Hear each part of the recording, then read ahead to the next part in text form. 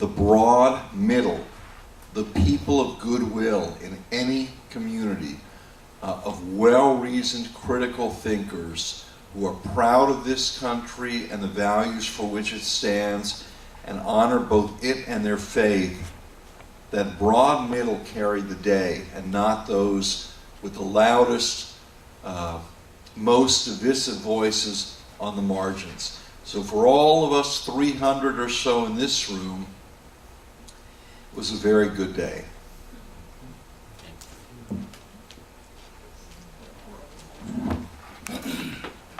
Well, it seems to me that the right wing, with all of the major religions, are the extreme minority. The majority of the Jewish in America are Reform.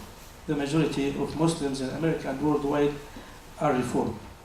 And the number of the right wing within Christianity is not that big either.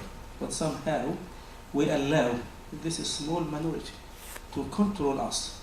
This is why I feel like if we are the majority, as the mainstream people, why don't we work together in the common goal for all? I understand that within the Muslim community as well as other communities, people will have disagreement. But I think people must expect from us to do what God expects from us to do. We are not supposed to please congregation. We must please God. And this is why I was comfortable with the letters, simply because I felt like the Jewish community in Nashville, after building a good relationship with them and working really with them in different projects, maybe it was a wrong message or so, we can agree or disagree on that. When the Jewish people attack the religion, I understand that people can disagree with us politically. You can find within the Jewish community people supporting two-state solution and one-state solution and no solution at all. Well, it is the case with the Muslim community as well. This is why I feel like if we can respect each other's religion and admire the leader within our faith, I think it's a very good start. The Jewish lived with the Muslim for years. We have Jewish in Egypt, and Rami, he is the one introduced to me a movie about Jewish in Egypt. I think we can work together, and we are not going to stop, and people can be very happy, and I'm happy for that, or be upset, and I'm very happy for that as well. Thank you very much.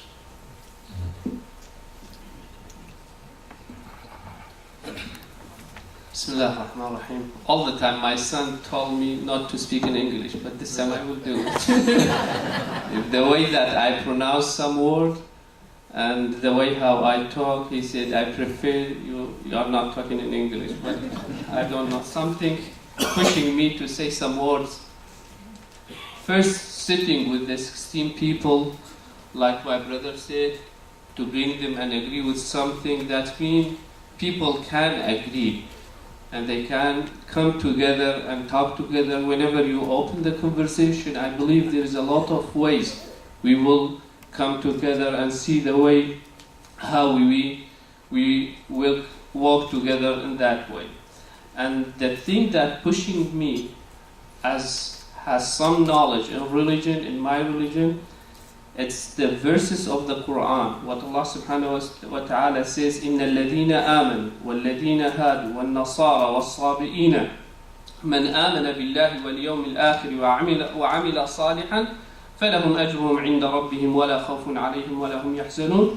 Indeed, those who believe and those who were Jewish or Christian and all those nations that's come before Islam, those among them who believe in Allah, which the creator of the earth and the heaven, because some people thought when we say Allah, it's like a statue or as some idol we worship. The one who is the creator of the earth and the heaven and the human being, that's what we call it Allah.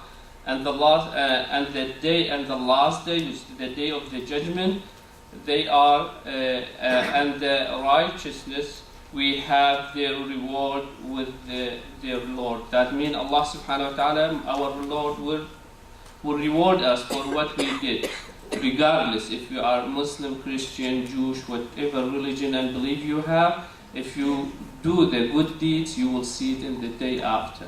this is what we believe, and this is what pushed us to come together and sit together and talk together to find a way and tell all the people around the world we can have one sound and to create a better civilization together, and we can sit together. We have a lot of things, we will disagree because we are human beings. I disagree with my wife sometimes, I disagree with my son, with my daughter, but still we are a family.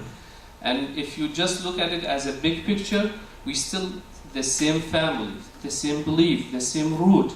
We have a different opinion, we still in the same family, we are not disclude each other. So I'm new in town here, about 7 months, and one of the first official things I guess that I did as a rabbi here in Nashville was to sign on to this letter, and I think it is an extraordinary work and an extraordinary thing of all of us signing it. And as you know, I've been here for all of these months, you know, my friends would ask me, you know, how are things going in Nashville? And one of the things actually I would cite, what I would tell them, is actually this letter and this sort of extraordinary thing that happened, and trying to explain to them that there's something special here, there's something different than some of the places I've lived. There's something in Nashville. So I actually wanted to ask my colleagues here, what do you think it is about this part of Tennessee, this part of the United States, this city, Nashville, that allowed something like this to happen, to be signed by all of us? What is it about our environment, our community here, that you think allowed this to happen? I'm still sort of learning about our community here, but would love to hear from all of you, or some of you, about that.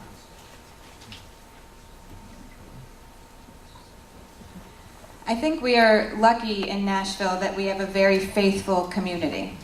I think Nashville and the surrounding areas, being the buckle of the Bible Belt, allows for the best of our faiths to guide us. Sometimes it allows a little arrogance to sneak in as well, but I think because we are a faithful community, rising to the best in each of our individual faiths, it allowed us to act on that and to respect each other's differences. When we talk about what it means to listen to another human being and to see the image of the other, the divine image in the other, we have to remind ourselves that our faiths teach us to not let our assumption that we know what the other person is going to say get in the way, or our arrogance that we know what is right, or the fear that we're going to lose something by engaging in conversation or by listening actively with one another get in the way. And I think that our faiths teach us that if we would listen to that and be able to listen to each other. And I think because we are a small, tight-knit community, each of our respective faiths here, but also in a very faithful community, we have the benefit of both. If we, like Imam Balul said, to not let the fringe win out, but really the majority get their voice as well.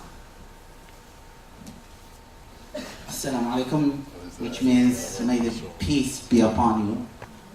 What led us as Islamic Center of Tennessee to sign this letter was that our faith calls for justice. Whoever has a justice, we belong to him. It doesn't matter what faith he's from, what belief he's holding in. As long as he's calling for justice, that's what we need to push for it. After the incidents happened in Gaza and Palestine, a couple demonstrations happened from opposite sides in Nashville. That made us a little bit worried, because we have seen in some views that certain people dehumanize the other faith. And what we were calling for, that we have a lot of common grounds, that we have a lot of things that need to get done. We don't need to transfer the violence that happened overseas to where we live, where our children are being raised. So as Islamic State of Tennessee, we always educate the people against the violence, so that we have a lot of things that we can work as a community, regardless of the faith that we have. We have a lot of homeless that we need to help. There's a lot of crimes that we need to reduce. So I think that as different faiths, that we need to focus on how to make our city, Nashville, better city for our children. Not to focus on the differences that we will never agree on. We will never come an agreement on the certain things in Palestine and being what happened there. We will never come on. And we don't need to transfer that violence to our city here where we all love, we all want the peace. And we don't want some ignorant people, forgive me for my language, to transfer that violence here into our children. What we do the most is that not to let our children to be brainwashed, to be taught that all people are same, as the Quran teaches, we're all equal in the sight of God. Not to be brainwashed, to be told such a person, different faith, and is a threat on you. We're not threat on nobody, and you're not threat on no one. We all live in one city, in one country that we need to lift it up to be the best country it is, to develop it, to work on some common ground that we all have. That's what we teach, and that made us generally as a Muslims, especially as Islamic Center of Tennessee, to work on it, to teach the community that we all want. We have a lot of things to get done, not to worry on what is happening, that we will never agree. After I read the letter written, I said, this is what I was looking for. This is what I'm talking about. Quickly I signed it. I read a couple of times. I read to my congregation, and I taught them this is the right way. This is how we need to deal to one another, loving, caring, and starting to develop our city. That's what made us. And we are standing for what we signed, and the community, all of them, I don't want to even say the majority, all of them are behind us, and all of them are peaceful, and all of them are sad what is happening, and the violence that was going around. Thank you, guys. I don't know, you dip it twice. Yeah, I know. When I heard about the letter, matter of fact, remember someone read it to me on the phone. I was happy to hear it, and I think that this country, and Nashville in particular, we have the opportunity to demonstrate peace to the whole world. We are here, Jews, Christians, Muslims. I just talked to Dr. David Kidd. Back in the 90s, we had a Genesis discussion. There were 18 of the largest churches in town had a discussion, and we discussed Islam, Christianity, and all these views on this book. And after 8 weeks, people with tears in their eyes just met each other 8 weeks ago, hating to leave each other. And believe me, after 9/11 happened, that book saved our lives. That book saved, because there were those who knew the Muslim from that discussion. And they told their brethren who called them looking for advice, that, okay, there's some Muslims here in town, we know very good people, call them, they'll come to your church. And during that time, we went to so many churches, and so many churches came to us. And I heard about 2 incidents in the whole city after 9/11. We have the opportunity to establish justice. Now, justice is hard to do. And you know, we run a school, and my wife and some of my daughters teach in the school. And there are children, you know, and sometimes children do things. And some of the children are my grandchildren, and some of the children are not. Now, when those 2 children are looking at me, or looking at and I teach the teachers this, and they're looking, they want justice. They don't want you to say, oh, this is my grandson, I'll give him the upper hand. Justice is not easy to come by. You have to wrestle to do justice. Huh? And there's a situation that happened during the life of the prophet, where someone was caught stealing. And so they brought him to the prophet, and the prophet was asked to adjudicate the case, and he gave the verdict, and the people didn't like the verdict. And so the prophet said to the people, they say his face changed, the color of his face changed. And he said that by Allah, by God, if it was my daughter, I'd give you the same burden. And if you can't do that, I'm going to be honest with you. You're not qualified for leadership. We have to find a way, and we have to work to do justice by people. And we have to love all humanity. And I'm going to be honest with you, I love my community, probably more than I love any other community right now. But I don't love it enough to disrespect myself in front of God, to rule in favor of myself, where justice is somewhere else. Justice is not an easy thing, and I'm sure we know that. So this is something, and a couple of,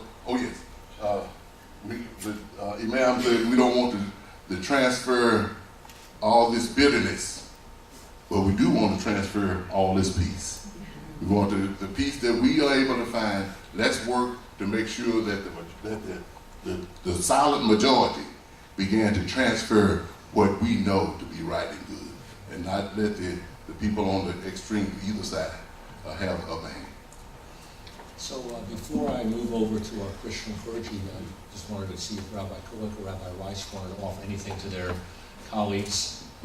There's a microphone right over there in front of Rabbi Shapiro. Good evening.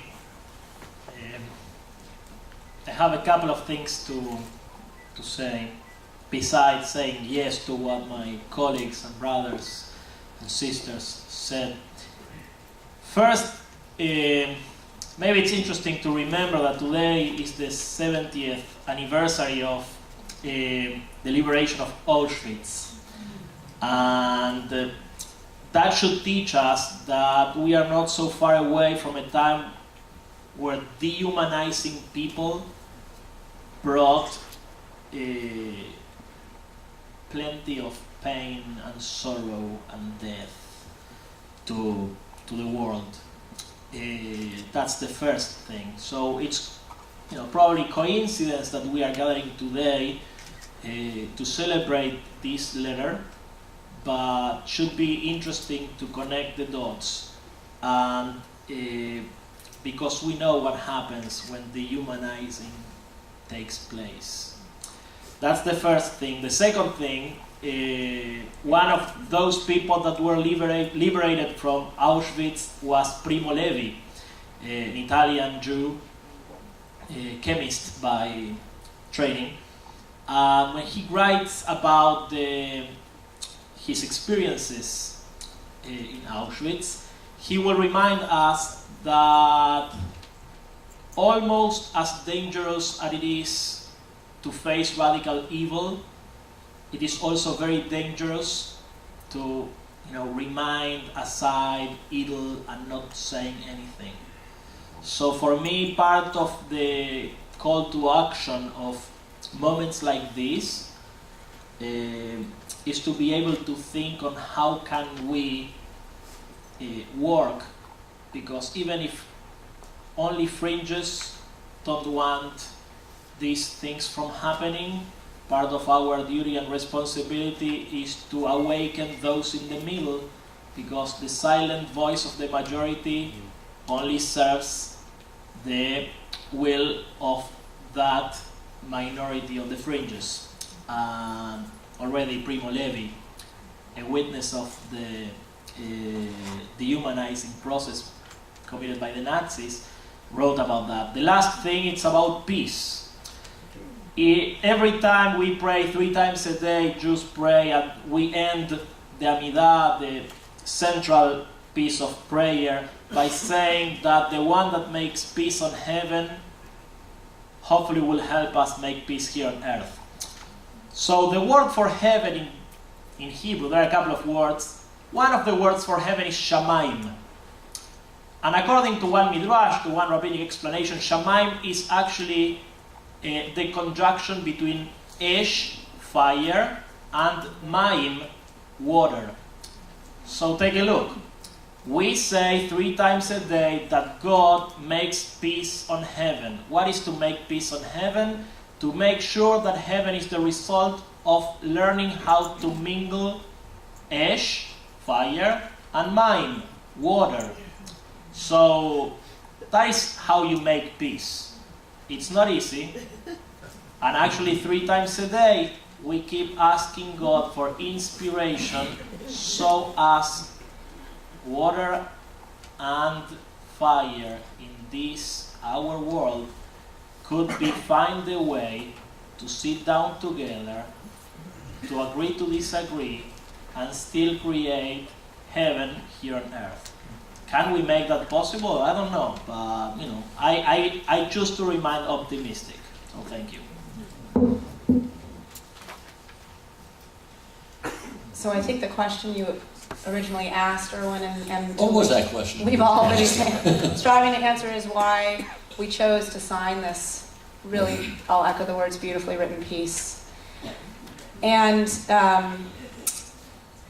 at Congregation Micah, we have an exchange annually with the 12 South Mosque, where our confirmation students go there and learn with their confirmation students or their same age students about Islam, and then we welcome, as we did this last Sunday, their students to come, and our 10th graders teach their students about Judaism and share foods and share games and songs and praying and singing together. And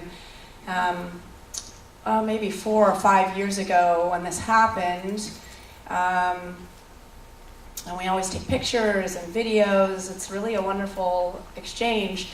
But some portion of that event was used as part of a video that went viral to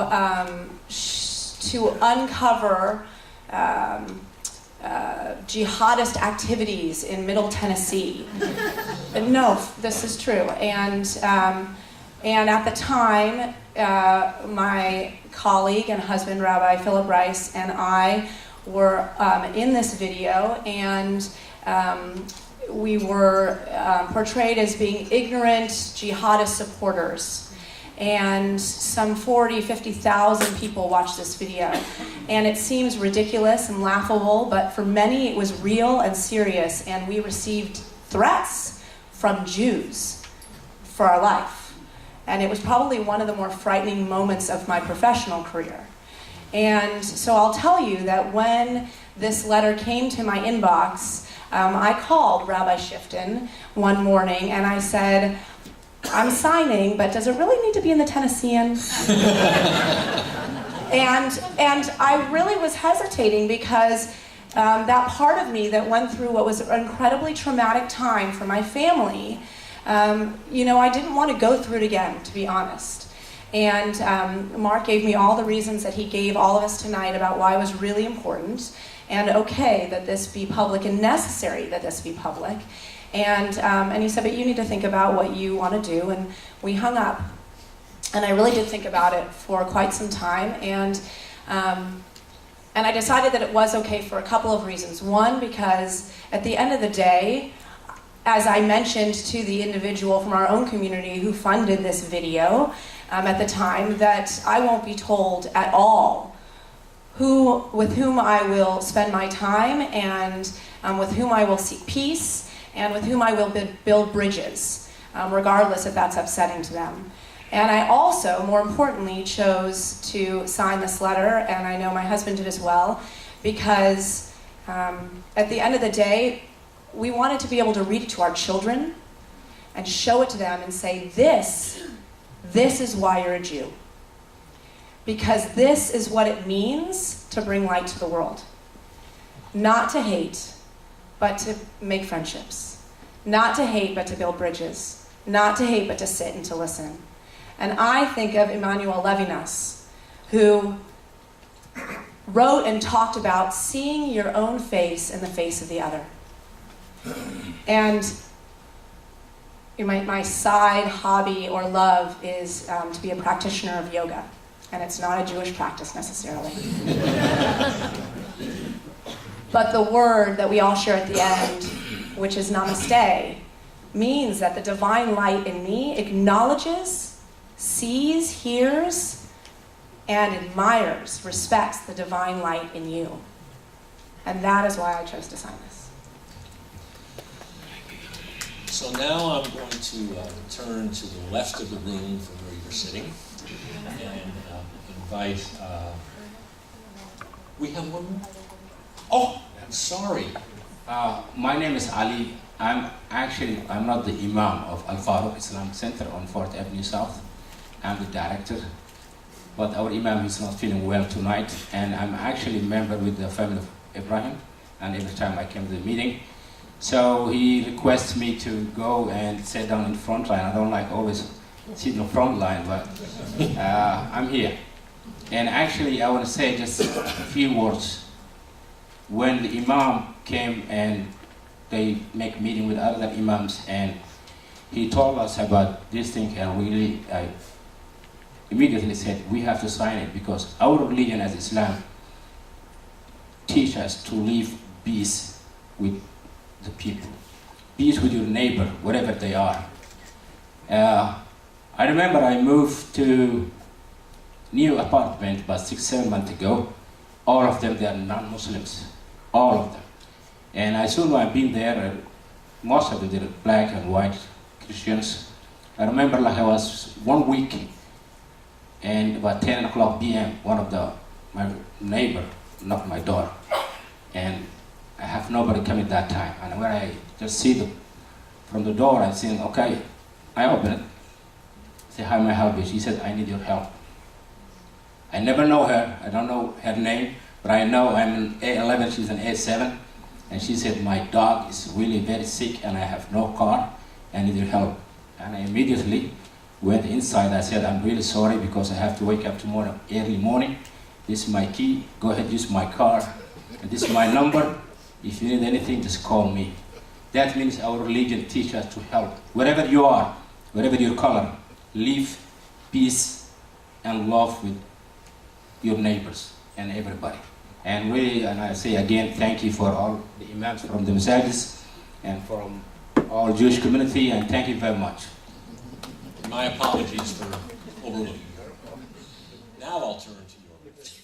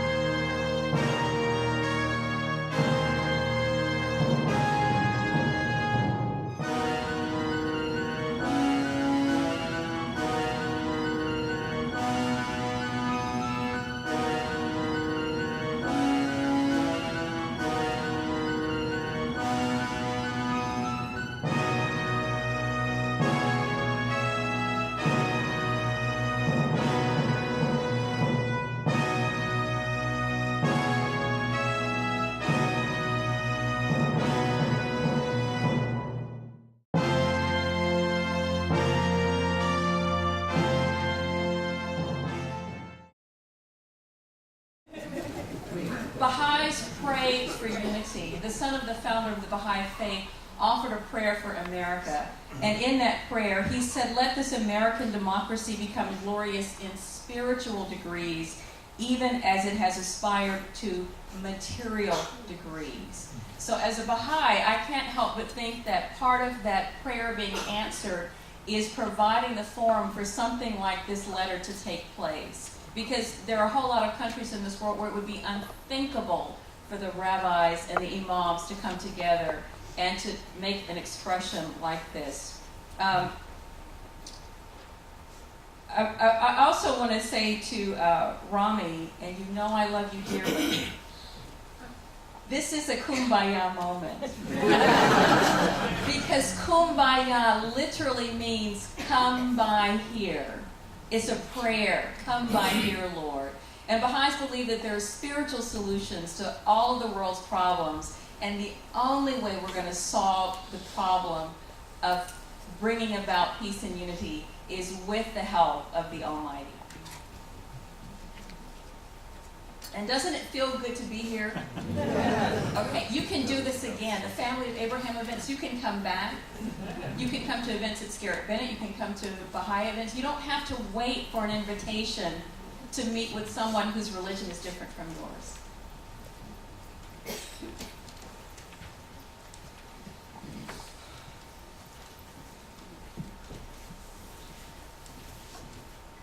I'm puzzled some that the Christians get to sit in on this.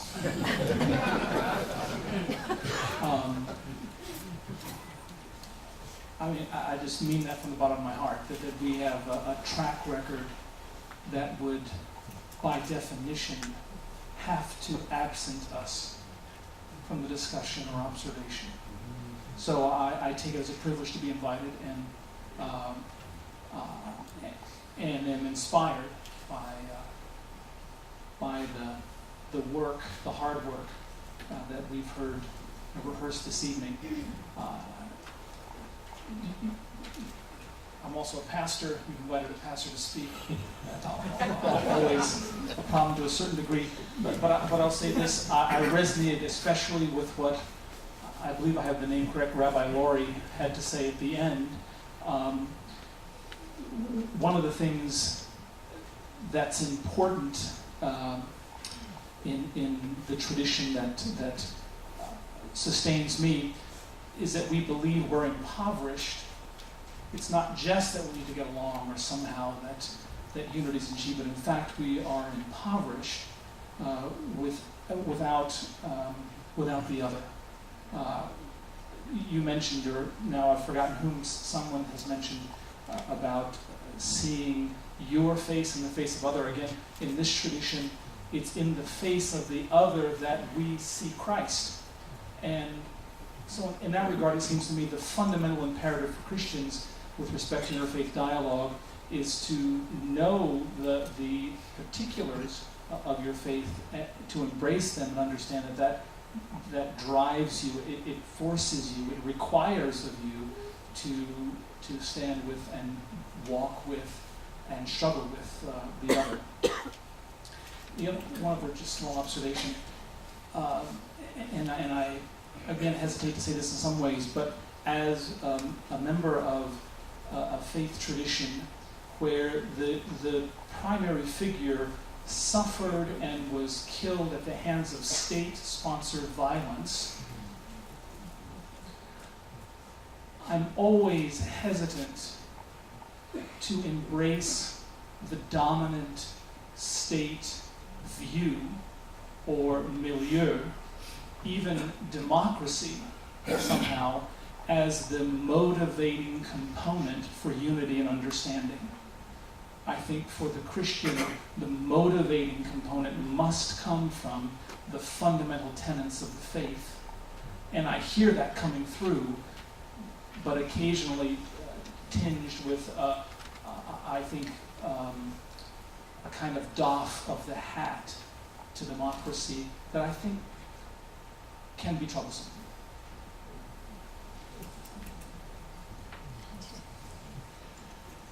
It has been an interesting dialogue, and it's been very interesting even listening to the comments and the challenges that have been raised from the Jewish as well as the Islamic community.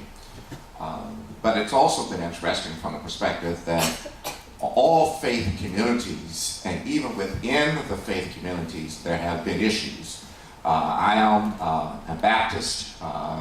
Our congregation is aligned with 3 different Baptist conventions, and none of those 3 is the Southern Baptist Convention.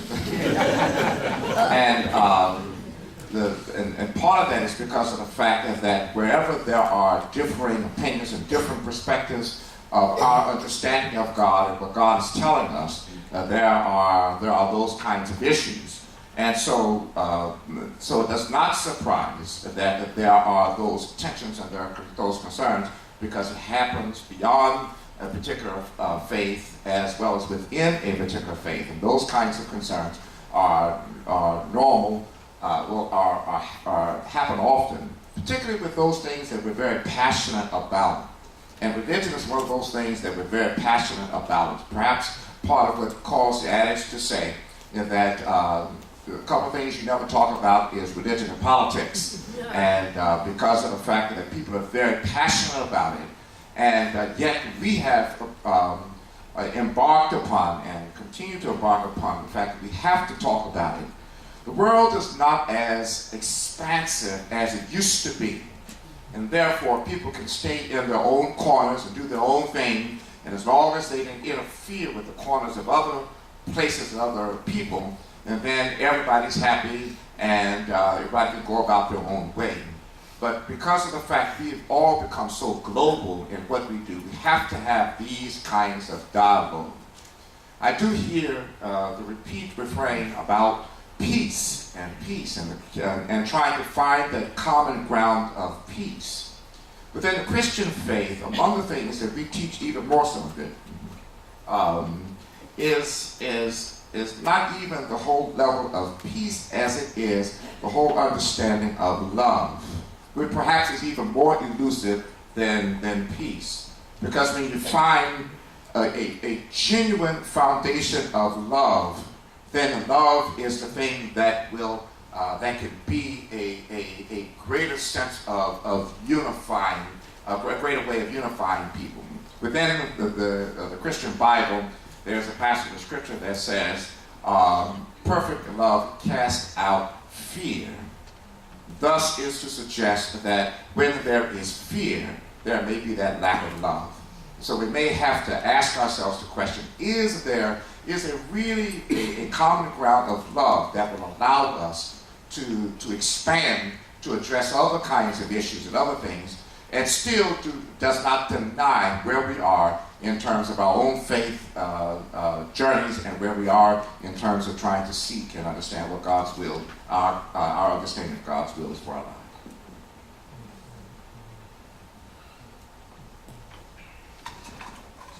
Thank you. I was struck by the common ground that we all occupy. My guess is probably we are all, in our own clergy way, what we would call preaching to the choir.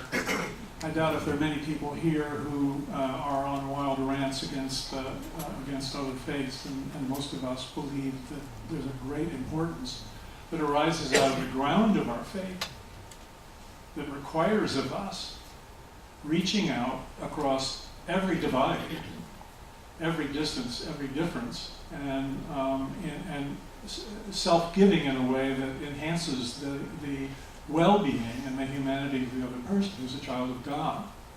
But there are a couple of things that were said that seem to me to be particularly pregnant, beginning with the observation that what are we doing here as Christians? We've wrecked the world worse than anyone, which we have. What came to my mind was, that's true, but we've got more work to do than anybody else. Those of us who are Christian leaders. And part of that is that the church has made such a wreckage in so many times and places of the teachings of our Christ, our Savior. There are doctrines that were developed in the early evolution of the church that are very difficult to connect to Jesus. And yet they have found root and are the things that send mad people after Muslims and Jews and other Christians.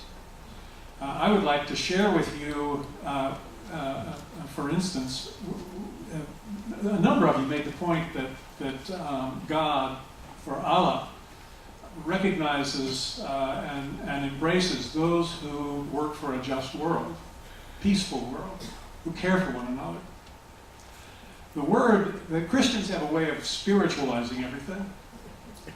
So there's a constant use of the word righteousness. We're righteous. And if you're Christian, you've heard that many, many times in your congregation. Righteousness is out of the Greek, translates literally justice. It's virtually the same word. Now, why we end up pulling it over here to where we can feel cozy, I don't know. But that's the Greek word for justice. So the importance of justice is extraordinary, was to Jesus and to his early followers. There's one, just to close out and kind of, for me, and to embrace everyone here. There's one great passage, a great discourse in the Gospel of Matthew. The Gospel of Matthew is, of course, the first of the four Gospels. And there's a discourse in which Jesus deals with the judgment. It's the only place in all of the Gospels where there's a protracted attention given to the judgment. There's a whole lot of stuff around peppered here and there, but there's one, what the theologians call, biblical scholars, the discourse of judgment. And it's in the 25th chapter of Matthew. And essentially, here's what it says. So there's a parable. God gathers the nations. It's interesting, the word nations, not people, nations together, and separates the sheep from the goats. And God says to the sheep, come and inherit your reward. For I was hungry, and you gave me food. I was thirsty, and you gave me drink. I was a stranger, and you took me in. I was in prison, and you visited me. And he says to the goats, I don't want to be a goat. Get out of here. I don't know who you are. And they say, well, when did we see you hungry or thirsty or in prison? And he says to them, when you do to the least of these, whatever you do to the least of these, you do that to me. And that's the judgment. So Jesus' parable lays out this mechanism of judgment based solely on our treatment of one another, particularly God's children who are hurt. There's this profound responsibility in our faith, and I know that's true with Judaism and Islam as well. A particular emphasis placed on caring for those who are in particular need. And in that way, we address the needs of God.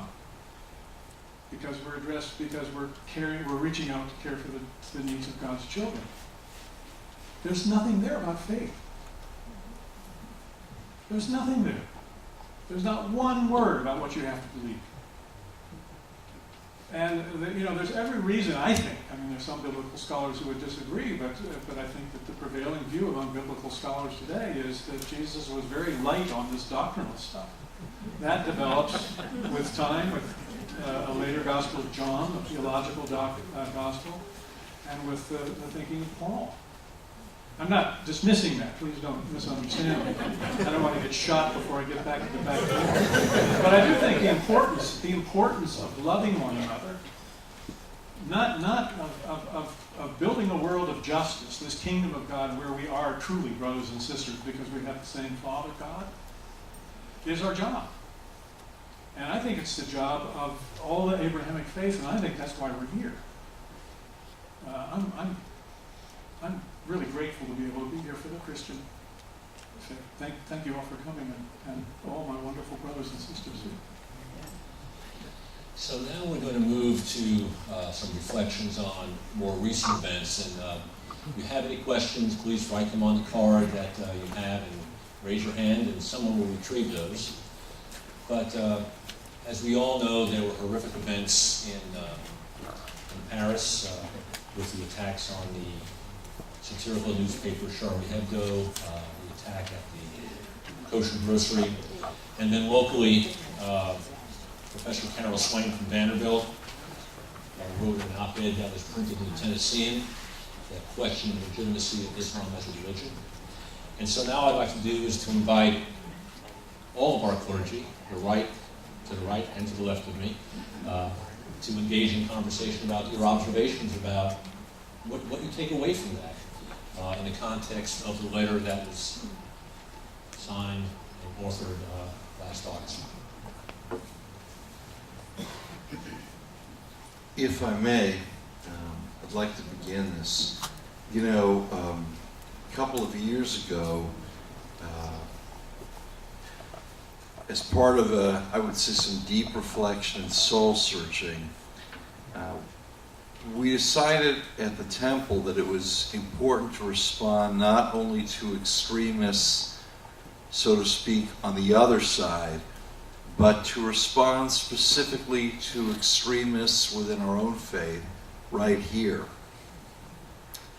And so when a group of 200 of our members went to the Murfreesboro Mosque, which is ground zero for those who are xenophobic against Muslims in this country, I think there was great trepidation about why Jews need to stick their necks out for, of all peoples, Muslims, where we are engaged in such points of tension in the Middle East. And I know for a fact when another 200 came to the temple on a subsequent Sunday, that the imams who led them did not win any popularity contests on that day for bringing them there. But I think all of us as clergy, we have a role to play within the wider community and within our own communities about finding the courage, finding the voice to speak out against extremism. And I will say this very personally, that finding one's voice in a sea of belligerence and threats requires a great deal of searching to find one's moral compass, and then to use it, and then to share the use of it. Which makes me very proud to be in this community. I want to say to Rabbi Rami Shapiro, I'm very disappointed. I came here wanting to lead Kumbaya. Because I think it is a Kumbaya moment. Okay. I went to summer camp singing Kumbaya around the campfire for moments. The piece that Erwin is referring to, that the Tennessean in its new iteration on its editorial page chose to print. There are newspapers in this country that have as their slogan, all the news that's fit to print. This was not worth the ink that it was printed with, and certainly not the paper it was printed on.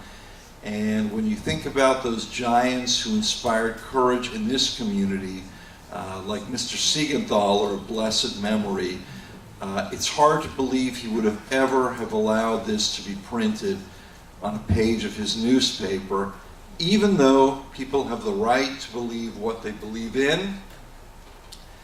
They have a right to freedom of speech. Doesn't mean they have the right to own every forum in which to speak. The challenge in a piece like that is not only to see how offensive it is to take a broad paintbrush of hate and to dip it in a well thirsting to deliver that hate, and then to bring it against every member of a faith. The challenge is also to remind ourselves, particularly those of us of minority faiths, that in that column, the word Muslim could have been interchanged for Jew, the word Islam could have been exchanged for Judaism. It has been so in the past in this country for dire consequence. And you have to imagine what this means, what this must have meant for not only for adult Muslims to read this, good citizens, but for their children to know what filth is being said and spread about them. Which makes evenings like this all the more important. And joking aside, the fact that on a cold January night, a room is filled with people of goodwill sheds light in darkness and brings hope in despair, and says to people who write things like those columns, your words will not prevail.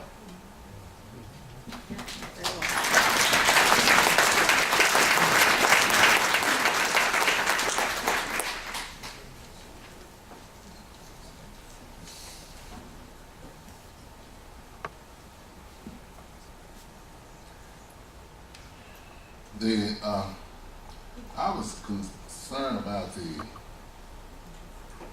the attack at the satire newspaper. And I think that's a complicated issue. In Islam, God tells us not to make a distinction between any of the prophets. And if you ever read the Quran, you'll find Moses mentioned in the Quran more than anybody.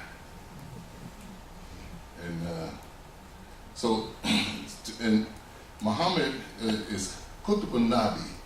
He's the seal of prophets. After all the prophets did their work, at the end of it all, God said Muhammad, to seal the seal religion. This day have those who reject the faith given up all hope to your religion. Yet fear them not, fear me. This day have I completed for you your religion, perfected for you your religion, and chose for you, I'm going to translate, and chose for you submission to my will as your religion. If I say Islam, you say, no, the word means submission to my will as your religion. And I was talking to a young Christian lady today, and she asked me, what does Islam mean? I said, Islam means to submit to God's will. She said, I do that. I said, I know. A lot of people do. I used to, back in the rural West Tennessee, I used to go to church, and one of the deacons kneel on his knees and pray. And he said, Lord, if I could just do your will. He was just saying, Lord, if you just let me be a Muslim. And I'm sure, no doubt in my mind, some Jews have got on their knees and said, Lord, I just want to do your will. See? So we're closer than we think. And as again, Moses is in the Quran more than anybody. And if we heard anybody mocking Moses, we hate that. There was what's this thing, the Passion of the Christ. I never saw the movie, I heard about it, and I didn't want to see it. I was in a church and I saw a picture of Jesus going to the cross to be crucified. And fight grew up in my heart. I want to fight to defend Jesus from crucifixion. God knows I did. Because why should such a man be crucified? So during the time of the prophet, there was when the mission was almost lost, at Aqaba, he went there to that valley, and there were the people from Medina who came there to ask the prophet to come and help them because they were having civil war, killing each other left and right. And they took a pledge that if he come and help them, that they would give their life for him and his mission. And their children are still living. And then another time when they were on the way to make pilgrimage, and they were surrounded by the enemy, and after they were able to manipulate the enemies, and the enemies, because they weren't really supposed to attack them, because you're not supposed to attack anybody during the sacred month, in the pilgrimage. He said, he told them, meet me on the tree and take this pledge again. Now, Muhammad is the last messenger. In Jewish religion, and what we know as the Ten Commandments, what Christians know as the Ten Commandments, there's a verse that's very important to Islam and I know to Judaism, and it's important to all religions. Don't make images of God, say of him. Don't make images. And the prophet during his lifetime told the Muslim, don't make images of me. Why? Because if you make an image of me, you will cast me in the mind of people as somebody, and that somebody the people would begin to worship the people connected to that somebody. That's why you can't do it. You can't do it. And I don't think that any man should mock our prophet or any prophet. I believe in freedom of speech more than anybody. I was a Marine, I fight for freedom of speech. But some things just are not negotiable. You can't, look, the Pope Francis, I love him. He said, he was telling the people, he said, if you came and said ugly things about my mother, I hit you in the mouth and told his friend. So you can't expect to say ugly things about something that is valuable to people as the message of God for all times, a mercy to all the people. You can't go around just saying what you like about people like that. And if you do, you have the right, you have the freedom to do it. And you also, as they say, when they catch you doing something wrong, you have the right also to remain silent. You don't have to put yourself in jeopardy. Because I would, as an imam, I would never order anybody to go hurt Charlie. But that's not in our hands.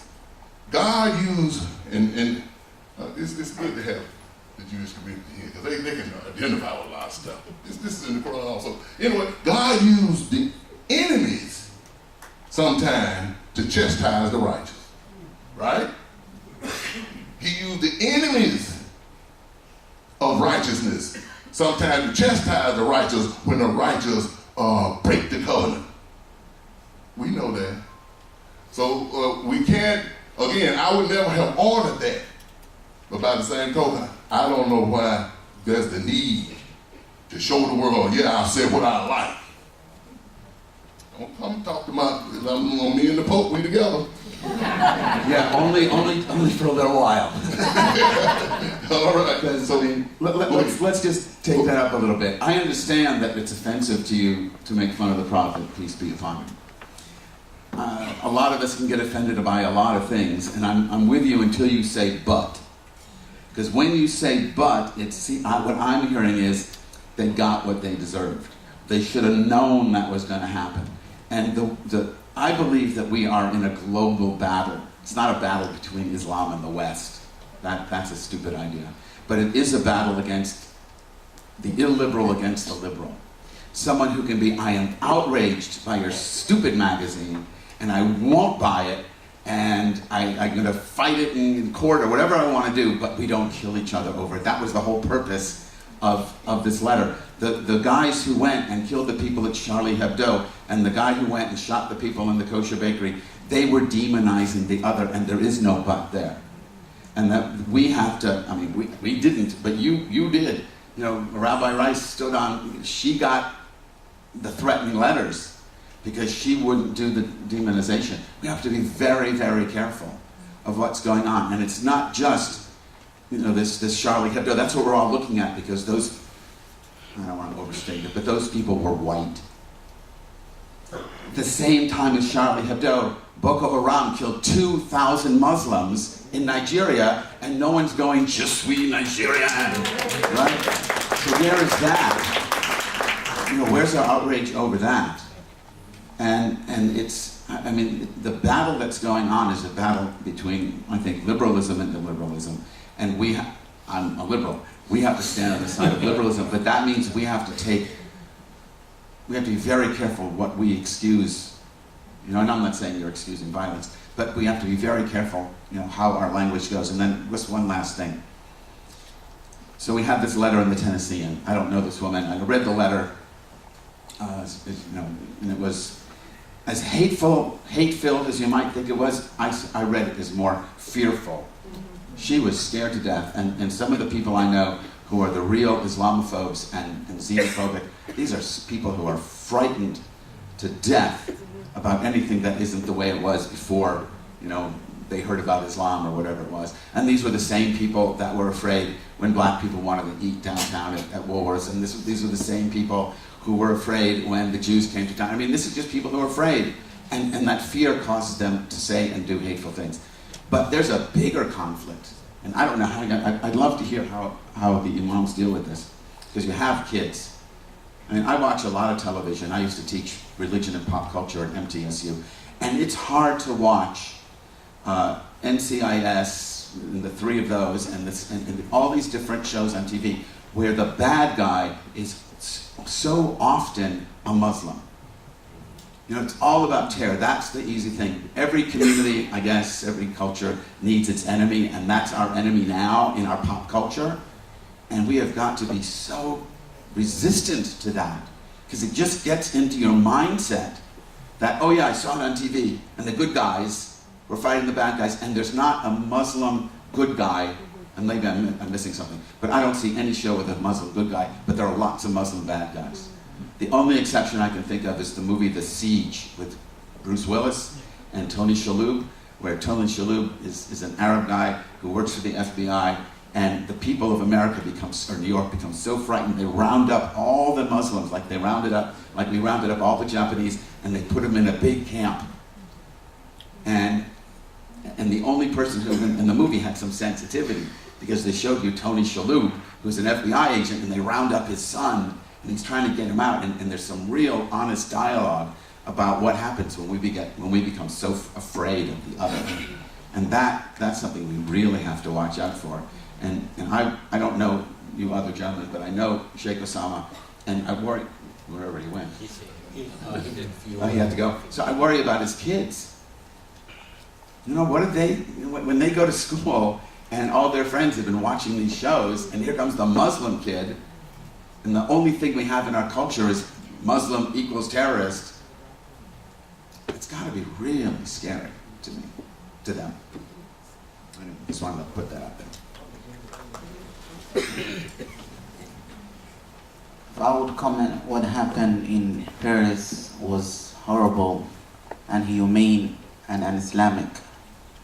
I'm not gonna apologize on the behalf of Muslims and Islam what happened, because we did not do it. Islam did not do it, Muslims did not do it. And I think the media should call the person to their names. If somebody do something wrong, we will not call him Muslim, we will call him a criminal. Same thing. If someone who is a Christian, if someone also who is a Christian does something wrong, we will call him a criminal. So we don't want to name the crime to the Islam or to the belief. If you want to know what Islam believes, read the book. What the book says, come and have a dialogue with me, and I will dialogue with you about it. But I'm not gonna have a dialogue on what the criminal had done. So we will condemn, and such a thing was horrible and un-Islamic and inhumane. It shouldn't happen. And if you look at the terrorism as a general, they did to Muslims more than what they did to non-Muslims. The most people who died in the act of terrorism are Muslims. It's more than 10 times than the number of non-Muslims, more than that. In Pakistan, only one single day, it was the darkest day in my life when I have seen in the news that 150 kids, children, very young, was killed. That was the darkest day in my life. So terrorism has no religion, has no base into our Islam.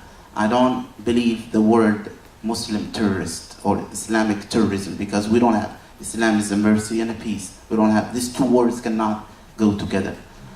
That's the one side. The other side, what the drawing that they did, yes, it offended us. It offended me personally, because also it offends me when they draw Jesus Christ, the one whom we love the most, as the Prophet Muhammad, Moses, any prophet of God, any acts of it, yes, it hurts my feelings.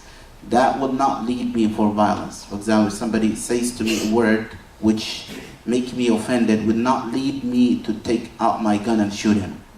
He did it wrong, he offended me, but the response should not be something which is not right. As a Muslims, we feel, yes, Muhammad, prophets of God, we love them more than ourselves, more than our families, more than our wealth. We love them. I love prophets. It hurts my feeling when I see some cartoons, some movies that makes fun of Jesus Christ. Really, it really saddens me. But what I could do is just to teach the people how they should treat. And I believe that all the believers should come together to criminalize such actions and to put into the laws that they should not be touched or speak or mock or say bad things about the figures of the main religions, Jesus Christ, Muhammad, Moses, all should not be denounced. That should be a crime. You cannot say that I have a freedom of speech and you offend me.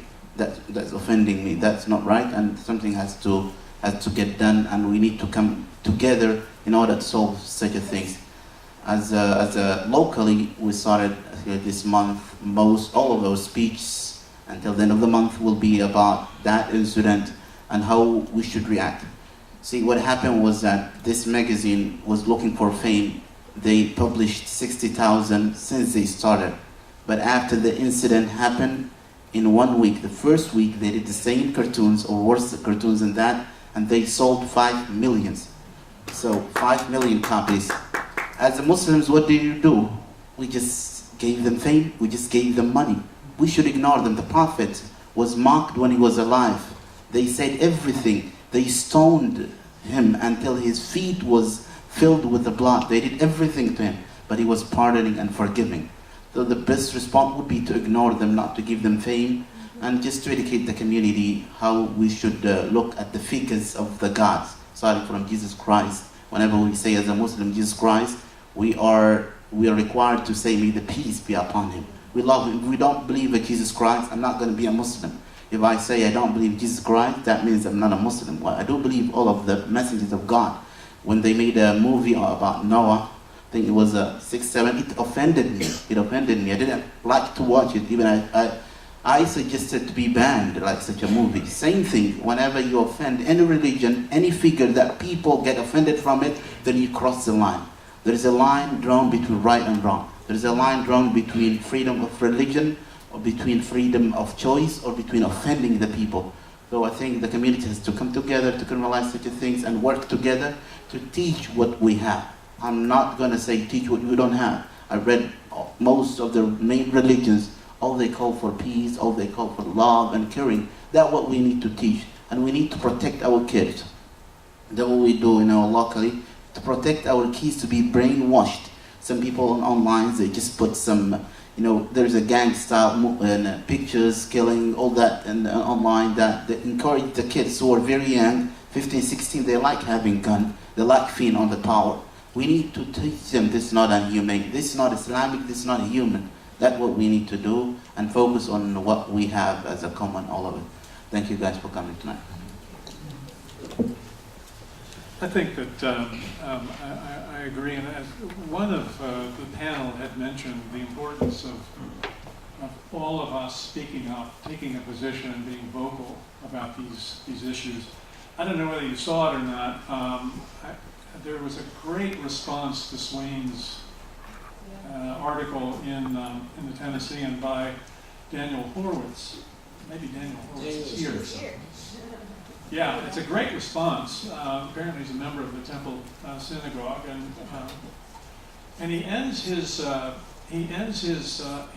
repudiation of Swain's observations against Muslims by quoting Martin Niemöller. Martin Niemöller was a Lutheran pastor who was in the resistance church, what's called the Confessional Church against Hitler. As it turns out, most Germans, Christians, were actually supportive of the Nazis, at least during the early years of the Nazis' power. So here's this huge part of perfectly good, normal, ordinary German people who were supporting this incredible evil, the church, the German church. And Niemöller was one of the people who basically went underground and spent 7 years in a concentration camp. And he has this great quote that I'd just like to share with you, and probably a number of you know it. But first they came for the socialists, and I didn't speak out because I was not a socialist. Then they came for the trade unionists, and I didn't speak out because I wasn't a trade unionist. Then they came for the Jews, and I didn't speak out because I wasn't a Jew. Then they came for me, and there was no one left to speak out for me. And Horowitz ends by saying, let us hope that all of us will be willing to speak out against such bigotry.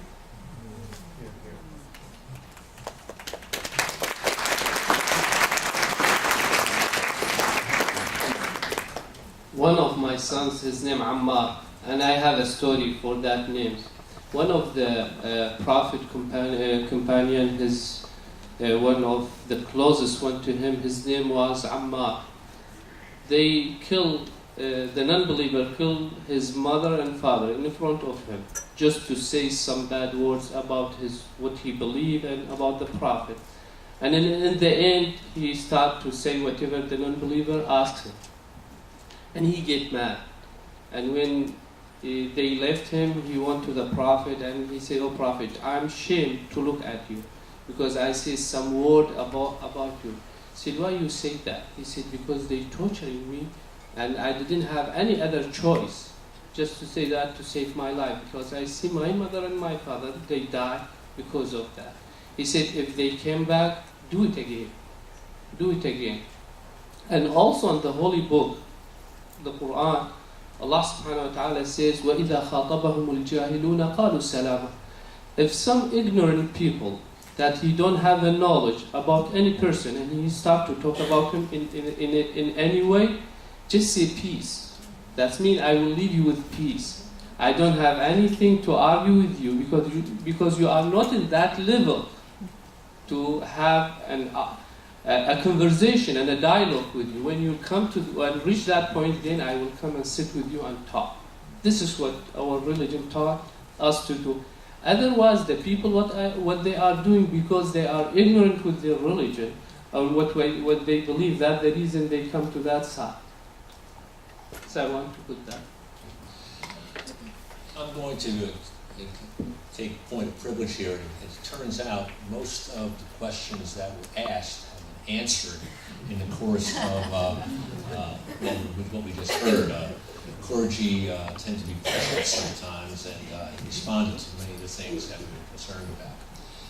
So at this point, I think we might be best served by having some conversation among ourselves. So first, if you'll please join me in thanking each of the clergy for joining us this evening.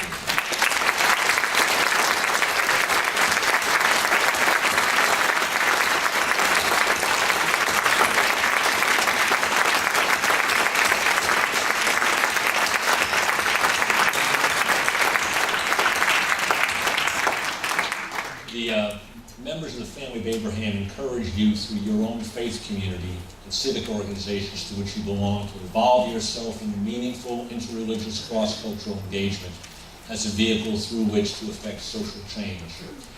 We should work together to strengthen our social fabric through education and personal engagement and reject the fears that arise from stereotyping the unknown or the unfamiliar. Thank you for coming this evening. Please join us for reception outside and continue the conversation.